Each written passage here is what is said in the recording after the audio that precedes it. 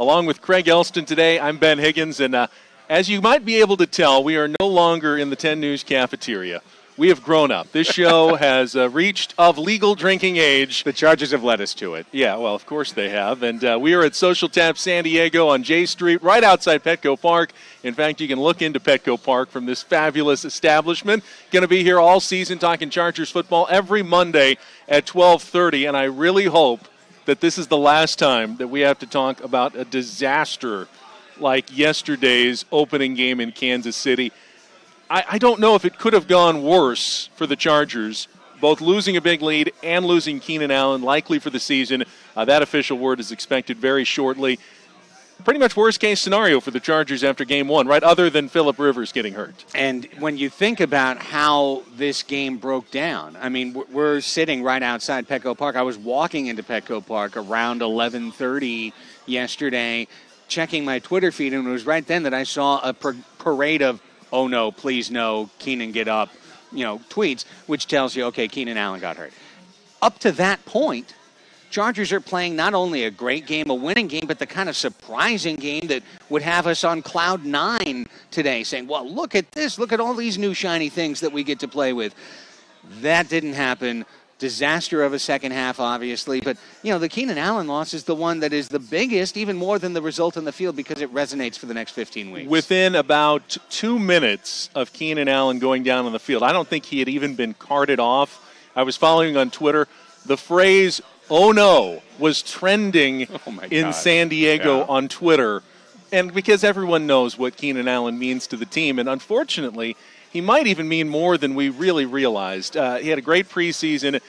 He showed in that quarter and a half that he was in that he was basically unstoppable, at least by the Kansas City Chiefs, who are known as a pretty good defensive team generally. Phillip Rivers said after the game they couldn't guard him. They knew they couldn't guard him.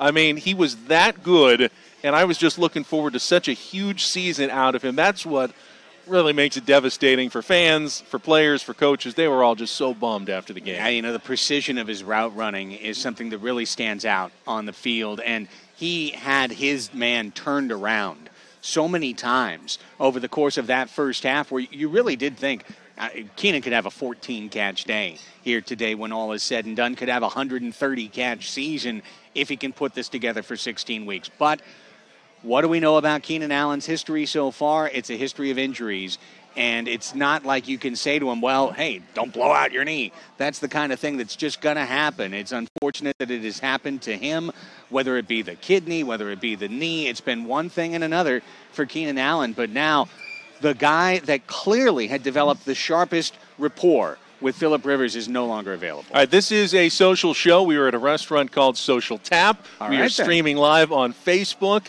We've got the Twitter going. That's why I've got the laptop. I've got the phone right here. I've even got your comments coming in on the Facebook live stream at the 10 News Facebook page. So if you want to join us, make some comments, please do so. Already have Thor coming in. Let's see, who we got? Boy, the comments are streaming in so fast I can barely keep up with them. Well, that's good. Exactly. Misty says, hi, guys. Hi. Hi, Misty. Mike says, Raiders, triple exclamation point. How about going for two? That was the anti-McCoy right there. I like this. A couple of calls for new coaches already. It's obviously much too early in the season to make a coaching change. Right. And the Chargers have shown us time and time again they're going to be patient with the coaches.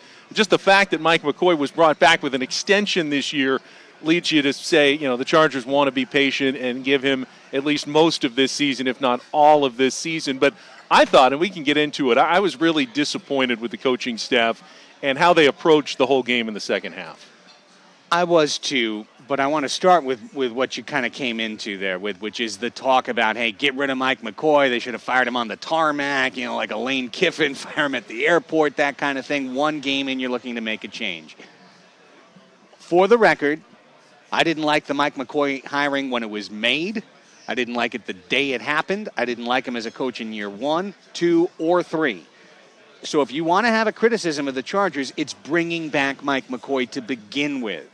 And that is something, if you brought it into the year like I did, then you say, well, feel free to criticize the coach. But don't have supported him at 9:58 and be calling for his firing at 1:35 because of the result of the game. 100%. The day that the Chargers fire Mike McCoy, if it happens this year, that's the day this season is over. There's no chance that the Chargers are going to have a coaching change and it's going to spin the season from bad to good in some way. So it's more of like, when do you want to admit your mistake? It's certainly not going to be week 1. All right, our old friend Bill Griffith, former 10 News anchor, chiming in on Facebook, wants to know, why did the Chargers get away from the run in the second half? The first half, and you talked about the encouraging signs. Melvin Gordon looked like a different running back from the one we saw in his rookie season. He was running with decisiveness, with authority. He was shedding tacklers. And I would argue, and this is maybe my one reason for a little bit of optimism, just a glimmer of hope going forward this season without Keenan Allen.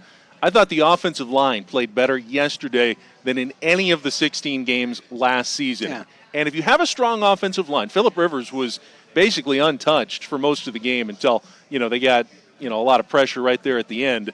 And you've got a strong running back, which maybe Melvin Gordon is, and he just didn't show it last season. You can still be a successful team, even losing a weapon like Keenan Allen. But why did they get away from it in the second half, especially with a big lead when you expect you're going to just go more and more to the running game to bleed the clock and just take all the air out of that Kansas City defense and the Kansas City crowd? Well, I actually have a thought on this, Ben, and it again relates to the injury to Keenan Allen. If you look at Phillip Rivers and just his history as a quarterback, Phillip is a guy who, as he develops his group, he's got a go-to guy, a look-to guy, someone that on third down, he's always going to be looking to that player first in his route progression. And there's been many times in his career that Antonio Gates was that guy. Back at the beginning, you could even talk about Keenan McCardell or maybe Vincent Jackson in the late 2000s. But right now, that guy is Keenan Allen. And there's just no question about it that when Allen is on the field, he and Rivers have the rhythm, they have the rapport, and Phillip looks to Keenan Allen. That opens things up for every other skill player within the Chargers offense. Now, take Keenan Allen out of the equation. And we saw this in the second half last year as well. Who's the next current look-to guy for Phillip Rivers? Well, I submit that guy is Danny Woodhead. It used to be Antonio Gates, but Gates is now more of a role player at this stage in his career. And I think the numbers showed pretty clearly yesterday, especially in the second half, Phillip was looking for Danny Woodhead. Right. So now let's take it the next step. Where does Danny Woodhead play within the scheme of the Chargers offense? He's their shotgun running back. Rivers in the shotgun has Danny Woodhead to his right. When you see Rivers in the shotgun, look for Melvin Gordon. You're never going to find him. I mean, that's the exception to the rule. Melvin Gordon plays out of an I formation with Phillip under center.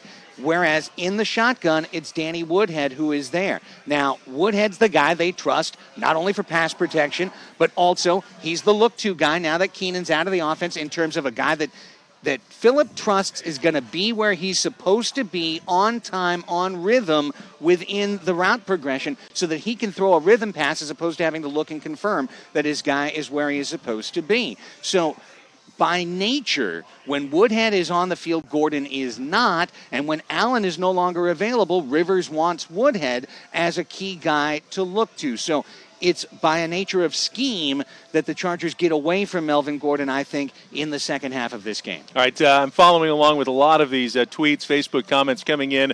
I got one comment: is Mike McCoy a better coordinator than a head coach? I think that's true of a lot of head coaches in the NFL nowadays. It was true of Norv Turner when he was a head coach versus a coordinator. It was true of Ken Wisenhunt, by the way. It was also true of Ken Wisenhunt, absolutely, who has come back as offensive coordinator. Boy, in the first half, it was such a refreshing sign to see him back and see how that Chargers offense was moving so freely. And then, I don't know if this is fair, when they got into the second half, I started blaming Mike McCoy, not Ken Wisenhunt, just because it looked like the old conservative McCoy, don't want to make mistakes kind of offense. But you really have to throw Ken Wisenhunt in there as well. I mean, he was calling plays. He was on the field. You can't expunge him from the blame of that game. I also think we should really look at the man who is under center, and that's Phillip Rivers, because people try to categorize the Chargers offense, and you've heard from the Chargers themselves. They say, well, this isn't the West Coast or the spread or the this or the that. It's the Phillip Rivers offense. Phillip calls the shots. So if Phillip wants Danny Woodhead in the game, Danny Woodhead's in the game. If Phillip wants to throw the ball, the Chargers throw the ball. Obviously, Ken Wisenhunt can say to him, listen, we're going to do this and that. They make those decisions during the week. Once you get out onto the field of play, Phillip has the last right of refusal. He has the opportunity to change the play out on the field, and I think Phillip and this offense are in sync in terms of what he wants to do. That's what the Chargers do. All right, as long as we're talking about Mike McCoy, let's go ahead and bring in our production elements for the show. Because I think it's important on Bolts on Tap that we hold the head coach accountable. So yes, okay. I have created we also have to hold Mike's mistakes. Yes, absolutely. And, this is something we can absolutely debate. It doesn't necessarily mean that every decision here is wrong, but I wanted to look at a couple of the fourth down situations that the Chargers had in the game yesterday and figure out if Mike McCoy made the right decision. First one here, Craig. Chargers up 21-3 on their opening possession of the second half. Get the ball coming out second half. Other than their final possession when Keenan got hurt, they have moved the ball fairly easily against the Kansas City Chiefs all game. They run into a 4th down and 1 in Kansas City territory at the 43-yard line. Mike McCoy has a decision to make. Do you go for it there, step on the gas, see if you can take a big lead, score another touchdown, really put the game away, or do you play it safe and punt? What do you do in this situation? Well, we know what Mike did right here. He punted. And there's that deer in the headlights look that we love from the Mick coach. But I'll tell you what. I didn't ever want you to be hired, buddy. I'm going to stick with him on this one. And here is why. It's the first drive of the game of the second half. You've got an 18-point lead, 21-3. You're at the Kansas City 43-yard line. This isn't no man's land, which we're going to discuss in our second scenario. This is clearly, if you fail here on 4th and 1, Kansas City has half a field to go down and get the score that turns the momentum of the game, that turns 21-3 into 21-10, ignites Arrowhead Stadium, and gets the Chargers fans and maybe their sideline as well in a panic. This is a conservative play. It is one I support because Kansas City has also not moved the ball to this point. You talk about how the Chargers have moved the ball, but Kansas City has not moved the ball. Pinning them deep with their conservative offense, to me, is a reasonable decision. All right, I respect your arguments, but I disagree here. If I am the coach, I am definitely going for it in that situation, and here's why. Couple of reasons. First of all, psychologically, your team is on a roll. Your offense has been moving it. I love to send the message, you know what? I don't care if you make it. I don't care if you don't make it. I believe that you're going to make it, and we're going to have that belief in you all season long. So I want you to be ready in these situations that we're going to pound it through. We're going to get that first down. We're going to keep the drive going. I think that's big for a team to know that they've got the confidence of their coaching staff for an offense. Second up, and maybe the Chargers didn't realize this, you have a rookie punter in his very first game. Mm-hmm. Drew Kaiser struggled pretty badly in his debut. You don't know what kind of punt you're going to get. Is it just going to be a touchback? If it is, you're gaining what? 23 yards of offense. I think in that situation he got it down inside the 20 a little bit, but he did not pin the Kansas City Chiefs deep all game long, and he, of course, had the disastrous punt on his final punt, the 17-yard punt that took the huge 10-yard backwards bounce into Chargers territory that set up the tying touchdown. It was a rough game, and you're trusting the rookie punter. If, you've got Mike Cyphers, a 15-year veteran still, he's going to pin him probably inside the 10, maybe the 5. Yeah, maybe punting. But in this situation, I don't necessarily agree. All right, second situation, later in the game. 27-10 now the score. We're early in the fourth quarter with 11:25 left. The Chargers have 4th and 2 after the Jason Verrett interception at the Kansas City 36-yard line. 3 options this time. Punt the ball away, go for the 54-yard field goal, which we know that's exactly what Mike McCoy did. Right. Or you can go for it again and try to step on the gas. Craig, I'll let you go first. What would you do if you were Mike McCoy, or if you were your own coach, not Mike McCoy? If I was Mike McCoy, I'd submit my resignation and seek other. But I'm not Mike McCoy. So, first things first, what do we always ding him for, right? Not being aggressive enough. He made an aggressive-ish choice. Notice I didn't say aggressive. I said aggressive-ish choice in going for a 54-yard field goal. I will submit as the entry to this conversation that of these three choices, that is my least favorite. That's the one that I don't want to see him do. And again, here is why. We're at the Kansas City 36. Yes, we are in no man's land right now, where a punt really makes no sense. Because if the rookie kicker puts it in the end zone, it's a 16-yard net advantage. That doesn't really help me. Okay, so no, I'm not going to punt here. 54-yard field goal, though, if we don't have Greg the Leg here or Sebastian Janikowski. You're talking about Lambeau, not Lambeau Field. So if you miss this, now you're going back 7 yards to the Kansas City 43, which is the exact same spot I didn't want to give the Chiefs the ball earlier for the reason of a half field and momentum. So I'm good with going for it here on 4th and 2.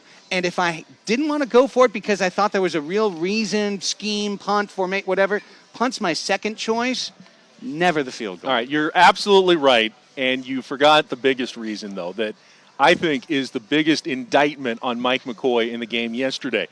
Look at the score. It's 27-10. Yeah. It's a 3-score game already. You're up by 17 points. Even 2 touchdowns with 2 2-point conversions would only get them within Tremendous 1. point. Tremendous A point. field goal, and it's still a 3-score game. Right. You're only What's going the up. reward? There's no reward, really. I mean, yes, you're getting another field goal ahead. You're forcing them to score a touchdown instead of a field goal to tie the game, which turned out to be important in this one, yes, but they were able to settle for the field goal because they had missed and gone for it. That's why I think you go for it in that situation as well, with actually punt being my second choice, and the field goal is distant third. Really a bad option because you're not inherently changing the nature of the game, even if you make it. Kansas City gets the ball back after a kickoff. They're still down 3 scores. They've got to get down there 3 times. That's why that was a huge mistake in that situation. Yeah, that's a straight-up lousy call. Yeah. I mean, that was a lousy call by Mike McCoy, and I would have, again, defended him if he punted. Now, the one last piece of context, and I thought that was tremendous that you brought that up, that was also 27-10 right after Jason Verrett picked off Alex Smith. So the one thing you've just had a momentum-turning play. And those are critical within game flow in the National Football League or football in general. You don't want to give them another momentum-turning play, which a missed long field goal absolutely is. It essentially erased any value of the Verrett interception within the game flow. All right. Thank you, Mike. Mike's mistakes. You will be back this season. Unfortunately, I'm absolutely sure of it on Bolts on Tap. We get some more comments coming in. A lot of fire that coach. Marty. What are you people? You're already drinking, right? Are you behind me, like 6 beers in, calling for Marty Schottenheimer to come back to this team? How old is Marty now? Like 85? There are 32 teams in the league. All of them have had the chance to hire Marty Schottenheimer every year since he left the sidelines. None of them have. We're done here. If you move forward, to see the Chargers kind of going with as an overall strategy. As Philip Rivers said, there's still 15 games left in this season. There's a long way to go. It's not over. The Chargers, they host Jacksonville next week, which is not a gimme win by any stretch of the imagination, but it's a winnable game. The Indianapolis Colts after that on the road, but they didn't look very good against the Detroit Lions yesterday as well. You could actually still get off to a good start this season if you play well the next few weeks. Strategically, though, how should the Chargers go about that without one of their number one weapons? I'll tell you exactly what I think they should do, Ben. I've got not a foolproof plan, but this is something I actually believe the Chargers should do. And I know they're not going to do it, but I'm going to say it anyway. The Chargers should be on the phone with the Cleveland Browns right now trying to make a trade for Josh Gordon. Ooh. Okay? Here's why. A, if you think that there's anything to salvage in this season, there's 15 games left. We've got a Hall of Fame quarterback, on the tail end of his career, or at least in the second half of his career, et cetera, et cetera. We've got these other skill positions. We think we've improved the defense overall. Well, it's not going to happen if you don't have somebody that's going to spread the field for the rest of the threats on this offense. we saw what the Chargers offense looked like without Keenan Allen in the second half of last year. It looked a lot like they did in the second half of the game yesterday. And I think that really continues. When Woodhead is the focal point of the offense, it takes away from Melvin Gordon. Danny does a fine job. You've got guys on the outside that you're hoping you're going to get production from in Williams and Benjamin, but Gordon's a guy who's a difference maker, okay? The Browns just lost RG3. He was put on injured reserve today. Cleveland being convinced to make a move to help next year, well, that already makes sense in the mistake by the lake, all right? Whereas in San Diego, okay, look, Josh Gordon could come here and smoke his way out of the league. We know that. Or he could get hurt. He could be a bust. It could fail completely. But what are you trying to do in November? Are you trying to get an impossible bill passed? Measure C, where one of the critical things happening right now is a lack of trust from the public that the Chargers are a team that can do things the right way, wants to do things the right way, is even competent to do things the right way. What a great message to send to the fan base to say, look, we are invested. We want you to invest in us, and we're invested in you. We just made this trade for Josh Gordon. Is it a short-term thing that could backfire? Yeah, but you know what? The damn team could be in L.A. by the time it backfires, at which point I will not care. So trade for Josh Gordon. And what are the Browns going to do? They've lost RG3 now for the season, was placed on injured reserve today. That's just some breaking NFL news. I see a lot of excited fans on the comments about your Josh Gordon suggestion. Melvin and Josh, the Gordon boys. The Gordon Bros. Together. It's a new marketing campaign. Speaking of the yes on C vote, if they were able to add just a rider at the end that said, if you pass yes on C, not only does the stadium get built, but the next day Mike McCoy gets fired, how much more do you think the fan vote would actually go up if that was actually part of the bill? Today, like 15%, I think. The only problem is all the diehard fans are already voting yes, right? We need the people who don't know who Mike McCoy is. Who you'd show them that picture, they go, who's that guy? Did he park my car? And the answer is, maybe in a few weeks. All right, let's talk a little bit about the rest of the NFL. Our digital media producer, Ferris, has contributed 3 questions, just like he did the last couple of seasons on Bolt's Brown Gag. Got him right here. First one, Craig, to you. What was Sunday's most surprising outcome? Well, if you're talking about in terms of a team that won that I wasn't expecting to win, that's tougher because in week 1 everything's muddled. I'll tell you the thing that surprised me the most. Jack Del Rio going for 2 at the end of the game against the New Orleans Saints. I think with 32 coaches, there might have been 2 that make that decision. Belichick one day maybe makes that call. Not in week 1. I think he kicks the field. I think he kicks the extra point too. I love that. That's like question 3. So you're jumping the gun, but good point. Did you know that's the first time in the NFL that a head coach has gone for 2, down 1 at the end of the game since the Hockey League game when Mike Shanahan did it against the Chargers in Denver? I was there that day. Norv Turner was apoplectic at Ed Hockley for taking that fumble away that would have sealed the win for the Chargers in that game. Has not happened since, though. That was 8 years ago. And then it happens again yesterday. My biggest surprise, though, and I know this sounds shocking because it should never come as a surprise, the New England Patriots winning on the road last night without Tom Brady, without Rob Gronkowski, and beating a team that a lot of people thought could be a Super Bowl favorite in the Arizona Cardinals on the road. If they can continue to win without Brady and without Gronk, I mean, how good is Bill Belichick as a coach? Right. How far above the rest of the league? He's playing like chess. They're all playing checkers. Well, and I also think you got to look at just the overall personnel of the Patriots. And they do seem to have that plug-and-play aspect to their roster where you put in a Chris Hogan. Okay, Chris Hogan scores a touchdown. Now I guess Chris Hogan's good. Danny Amendola, I really think would be kind of a fringe/useless receiver on a lot of rosters. In New England, he gets open underneath, and that's what the Patriots do so well. I watched a lot of that game last night, Ben, and the Cardinals should have won the game. Chandler Catanzaro had a 47-yard field goal to win the game. In today's National Football League, that's a kick that I think you need to make at the end of the game. And, he missed it inside 50. So close games in the narrative-driven world of the National Football League, turns one team into the wrong team and one team into the right team. The Patriots could easily have been 0-1, but That being said, New England has just that organizational culture to play a game so close that if the other team screws up, they're going to win. And bring that back to the Chargers game.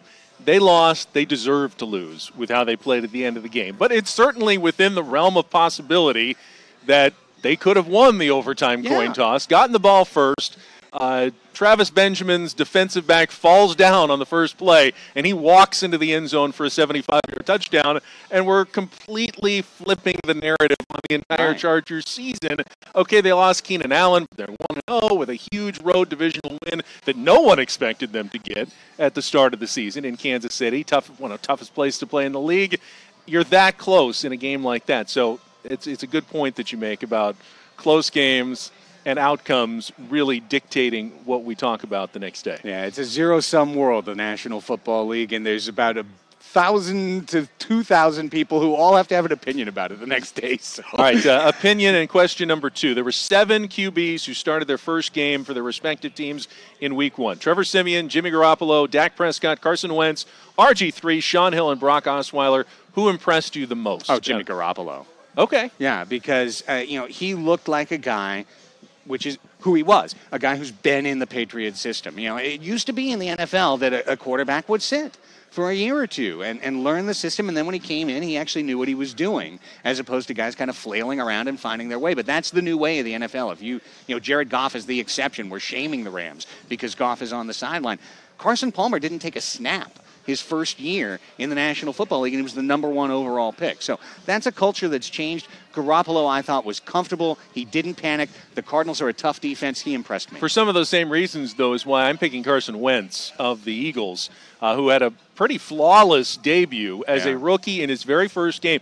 And a lot of people didn't expect him to start early or maybe even at all this year. A chance to maybe sit behind Sam Bradford, and then they had an opportunity to get a first-round pick for Bradford, so they went for it. And, boy, did Wentz impress in his first game. Over 250 yards, 2 touchdowns, no interceptions. Sam Bradford has only put that stat line up twice in his career. Wow. And Carson Wentz did it in his first game. So I'm going to say Carson Wentz is my most impressive Week 1 rookie debut quarterback. I only have a 3-word response, but Browns dough. All right, last one, and we already indicated. Jack Del Rio borrowed a page from Riverboat Ron when the soon-to-be Las Vegas Raiders became the first team since the Broncos in 2008 to convert a go-ahead 2-point conversion in the final minute of the fourth quarter. Hindsight always 20/20, but did Riverboat Jack make the right decision? You like the call. I mean, I was blown away by the call. But here's the thing, and at least statistically, the tweet was, I think ESPN Stats and Info tweeted last night that actually our probability showed the Raiders had a 51% chance to win by kicking the extra point and a 44% chance of winning by going for 2. And Jack Del Rio actually responded later on Twitter from his own account saying, lucky ESPN isn't coaching this team. Right. Pretty nice shot there at the statistical analysis. And Solo, never tell me the odds. I like the call again, though, and it goes back to the reason why I wanted Mike McCoy to be going forward on 4th down. Win or lose, right or wrong, show some confidence in your team, and I think they're going to reward you more often than not. Even if it doesn't work the first time, they'll remember it the next time, and you go for it again. And I think overall you'll come out ahead when you show that kind of confidence that we're going to do this, we're going to win this right now, we're going to get that first down, we're going to get that 2-point conversion. That's the kind of coach I always want my team to have that has that kind of mindset. This is the most testosterone-filled game. This is a game filled with male patriarchal narratives over and over again. We're always going to favor aggression over passivity. We're always going to favor gut over analysis when it comes to the National Football League. Now, the sport that's played right over there, the other side of our camera, you're pointing at Petco Park, is the exact opposite of that, right? Where there's so many games, there's so much data that it's turned out that really you need to respect and follow the data to have success, and every successful organization does. In the National Football League, there's still that layer of machismo, and who's going to argue with Jack Del Rio? He did it, and it worked. All right, a couple more comments here at the end. And I want to just kind of dispel this notion because I think it's logically wrong, but I see a lot of fans have it. Harold commented, they're trying to go 4-12 to force a move, lose every game after a November no vote. Oh, come on. They don't have to have a bad season to move. In fact, I'd imagine if they were going to move to L.A., they'd want LA to be excited about a good team moving up there that already has a team to choose from that's doing quite well in the popularity contest. Having a bad season would really be disastrous for the Chargers if they move, maybe even more so than if they stay here. So let's just kind of nip that in the bud. If you hear that talk from fans, oh, they're trying to lose so they can move to L.A., this isn't Major League. You know, if attendance falls below a certain point, she's going to move the club to Miami. They already are approved to L.A. You know, Dean Spanos can make that decision if they win the Super Bowl or if they go 0-16. It really has nothing to do with the team on the field. I guarantee you they're trying to win.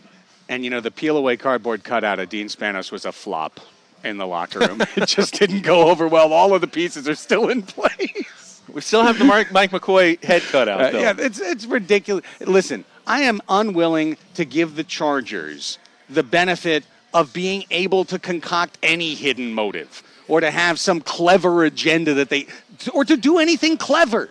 They're not clever. They're stepping all over themselves trying to get 67% of the county of the city to approve giving them a stadium. It's not. What did they do all last year? Was that clever? What was the hidden motive there? They were telling us, bye-bye, we're gone, and then the NFL kicked their butts back here. So, no, they're not trying to tank the year. They just don't know how to put a good football team together. All right, let's wrap up here by looking ahead to next Sunday. Home opener against the Jacksonville Jaguars, a team the Chargers have had a lot of success against. I think they've won 5 straight. Especially at home, right? Yeah, even last year, though, they went to Jacksonville and came away with a fairly easy one of their 4 wins, and they looked pretty impressive doing so. Jacksonville gave Green Bay all they could handle. You know, Aaron Rodgers and the Packers went into Jacksonville. The Jags had the ball down 4 on the 14-yard line of Green Bay, 4th and 1 with 30 seconds to go. They couldn't convert, and they lost at the end. But one throw, and all of a sudden they've beat the Green Bay Packers, and they're the team that everybody is talking about this week. So I don't know if they'll be emboldened by their first game or kind of, you know, the air deflated out of them by letting it get away, but it's an interesting matchup on Sunday. Well, the thing you love the most, I think, is the Jaguars have to travel all the way across the country. They're playing a second consecutive road game, and they faced a very difficult opponent the first time out. So some of those things that kind of help move the line in the National Football League all support the Chargers. It's the type of game you would expect San Diego to win, and I think it's a game that both you and John in your preseason squadcast picked as a win for the Chargers. You know, the Jags bring a lot to this game. Just walking in today, I kind of like the Jags. Their arrow is pointing up. The Chargers' arrow is pointing down. I like what Gus Bradley has done on the defense. I think you look at Blake Bortles and what he's got with Robinson and Hearns, what he's got in the backfield. Chris Ivory didn't play. He was hospitalized. You know, Yeldon has been somewhat limited in terms of his breakout, but he had a pretty good game last game. So if they get Yeldon and Ivory, the 1-2 that they want back in the backfield, Jags can move the ball. Jags have some things going. Chargers have their work cut out for them to try and win that home opener, but they do, as I said, have a lot of things going for them in terms of the travel and circumstance. I'm looking forward to the matchup between Jason Verrett and those top receivers of the Jacksonville Jaguars. I'm kind of interested to see how the crowd's going to react. It's one of those games where you don't expect a big Jags turnout. I mean, it's not like the Steelers or the Packers are coming to town and it's going to be 60% opposing fans. It should be mostly Chargers fans. They may be kind of angry after the last week, so I warn the Chargers, don't get off to a slow start, or you're going to have a lot of people turning on you very quickly next week. And chill pills might be issued. Yeah, but otherwise, if they play well, like I said earlier, they can still salvage this start to the season. You know, tread water around 500 for a while, and it does get easier on the back half to try to make something out of the 2016 season. So I was wandering in the darkness yesterday. I didn't see how they could possibly recover from both losing Keenan Allen and losing the game. Today I just see the glimmer of Melvin Gordon. Maybe they go out and get a guy like Josh Gordon. Trade for Josh as you Gordon. Mentioned. Give us something. Give us something to root for. There's avenues at least out there to keep us entertained. That is it for our season debut episode of Bolts on Tap. I got to thank our hosts here at Social Tap San Diego. Great place to come out for lunch. Monday Night Football, beer and burger special, I think Brant told me tonight, like $10. So great. Good place to catch the 2 games you've got tonight, the double Monday Night Football action. And it's the only place where you can look in at Petco Park as well. We'll go test the food for you to make sure it's all good. All right, for Craig Elsten, I'm Ben Higgins. Thanks for joining us on Bolts on Tap